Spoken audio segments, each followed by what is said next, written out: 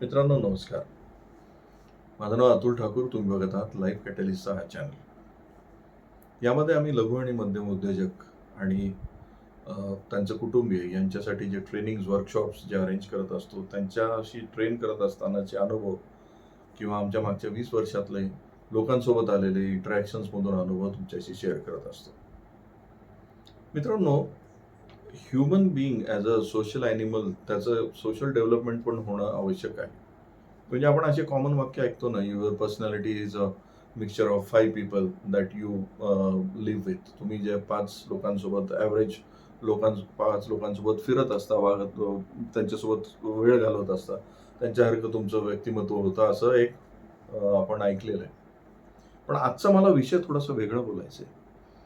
तुम्ही तुमचं प्रत्येकाने तुमचं कॉलेजचं किंवा लहानपणीचं जर जीवन आठवलं आणि आत्ताचं जीवन आठवलं, तर तुम्हाला एक फरक जाणवत असेल, की तुमच्या आयुष्यातला एक गोष्ट मायनस झालेली ती म्हणजे मित्र. आपण हळू या सगळ्या गॅजेट्सच्या जमान्यामध्ये, सोशल साइट्सच्या जमान्यामध्ये किंवा इतक्या सगळ्या चॅनल्सच्या गराड्यामध्ये आणि या ज्याला असं म्हणूया सो कॉल्ड धावपळीच्या जमान्यामध्ये मला असं वाटतं आपण एकटे पडत चाललोय. गर्दी आहे आजूबाजूला भरपूर. म्हणजे आज तुम्ही कदाचित तुमच्या हजारो WhatsApp ग्रुप्सवर तुमचे प्रत्येकजण मला असं वाटतं ॲव्हरेज 25 ते 30 WhatsApp ग्रुप्सवर कॉमन असतो. आणि त्याचं ते WhatsAppवर इंटरॅक्शन चालू असतं. माझं असं मत आहे, की WhatsApp किंवा हे SMS जे आहेत, it is just transfer of data. Emotions transfer होत नाहीत त्यामध्ये. जे ज्याला असं म्हणूया ना आपण, की शाळा कॉलेजमध्ये किंवा एक आपलं जीवाभावाचे मित्र, मैत्रिणी जे काही एक काळात जे आपलं वागणं बोलणं होतं ना, ते सगळं संपत चाललंय आता किंवा बऱ्याच जणांचं ऑलरेडी संपलेलं आहे.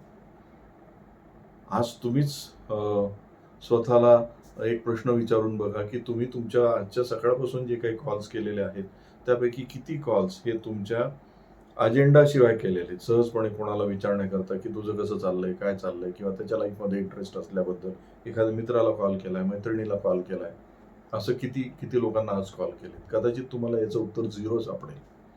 तुम्हाला आलेले कॉल पण कशातरी कामासाठी होते आणि तुम्ही केलेले कॉल्स पण कामासाठी होते.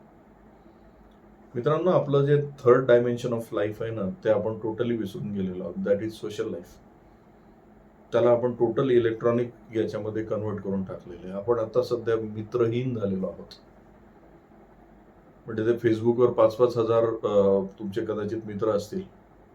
पण त्यापैकी तुम्हाला खऱ्या अर्थाने ओळखणारे फार कमी असतील. They may be friends with you, but they may not be friends of you. तुमचे मित्र नसतीलच ते. ही खूप मोठी दरी होत चाललेली आहे. त्याच्यामुळे हा जो स्ट्रेस फॅक्टर जो आहे ना, तो वाढत चाललेला आहे.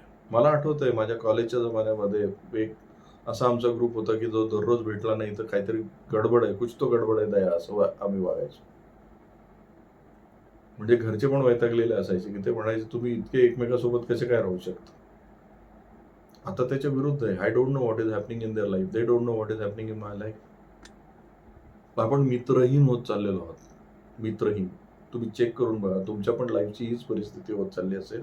आपण मित्रहीन होत चाललोय. आहे ते सुद्धा कदाचित प्रोफेशनल 2-4 लोकं आपण ओळखत असू, ज्यांच्याशी घरी येऊन पण आपण त्याच प्रोफेशनल गप्पा मारत असू. ज्याच्यामध्ये असं ज्याला असं म्हणूया डिस्कशन विदाऊट अजेंडा, जे मैत्रीचा एक पाया मानला जातो. एनी डिस्कशन विदाऊट अजेंडा म्हणजे एक मला आठवतंय त्या कॉलेजच्या जमान्यामध्ये मी इथे छत्रपती संभाजीनगरच्या गव्हर्नमेंट आर्ट्स अँड सायन्स कॉलेजमध्ये होतो. खालच्या बाजूला तिथे एक चहाची एक टपरी ज्याला म्हणूया ती होती. तिथे असलेल्या त्या चहाच्या अर्धा कपामध्ये आम्ही जगभराची चर्चा करायचो आणि आज जर त्याचं मटेरियल पाहिलं तर चर्चेचं मटेरियल काय त्याच्यामध्ये काहीच नव्हतं. पण त्याच्यामध्ये प्लेजर होतं. पेपरमध्ये आलेलं एखादं हेडिंग सुद्धा आमच्या त्या मित्रमंडळींच्या चर्चेचा विषय असायचा and we used to talk a lot about that. आणि कुठलेही साधे विषय हे एकमेकाला आनंद देऊन जायचे. आजकाल असं काही उरलेलं नाहीये. तुम्हीच बघा ना, तुम्ही तुमच्या मित्रमंडळीशी फ्री अँड फ्रँक चर्चा कधी केली? मी परवा माझ्या एका जवळच्या मित्राच्या मुलीच्या लग्नाला गेलो होतो. तिथे आमचे सगळे कॉलेजचे मित्र जमा झाले होते आणि नंतर लक्षात आलं, की त्यापैकी कित्येक जण छत्रपती संभाजीनगरमध्ये असूनही आमची भेट तिथे झाली 15 वर्षानंतर. वी विल म्हणजे आमच्यासाठी तो एक लाजिरवाणा प्रसंग होता, की इथे असलेल्या व्यक्तींना पण आपण भेटलेलो नाही आहोत. का बरं? कारण आपण मित्रहीन झालेलो आहोत मित्रांनो. आपण हळू मित्रहीन होत चाललो आहोत. ते करण्यामध्ये काही प्रॉफिट अँड लॉस आहे ह्याच्यामध्ये बघण्यामध्ये आपण आजकाल या सगळ्या गोष्टीपासून दूर चाललेलो आहोत. आणि त्याचा परिणाम जो झालेला आहे ना, तो परिणाम जो आहे तो मला असं वाटतं हॅपीनेस कोशंटवर आहे आणि स्ट्रेस फॅक्टरवर. ओव्हरऑल डेव्हलपमेंट तर थांबलेली असेलच, पण मला असं वाटतं की हॅपीनेस कोशंट, कारण happy people produce more results than unhappy people. आपला कदाचित हॅपीनेस कोशंट कमी होण्याचं one of the major reasons is आपण मित्रहीन झालो आहोत मित्रांनो. त्यामुळे माझी तुम्हाला अशी रिक्वेस्ट आहे, परत एकदा ते सगळ्या मित्रांची लिस्ट काढा. परत एकदा त्यांच्याशी सहज बोलून बघा, काय चाललंय तुझं म्हणून बघून बघा. सुरुवातीला त्यांना आश्चर्य वाटेल. त्यांना वाटेल की तुमचं काहीतरी काम आहे. कारण आपण त्या लेव्हलला आपली मैत्री पण आणून ठेवली.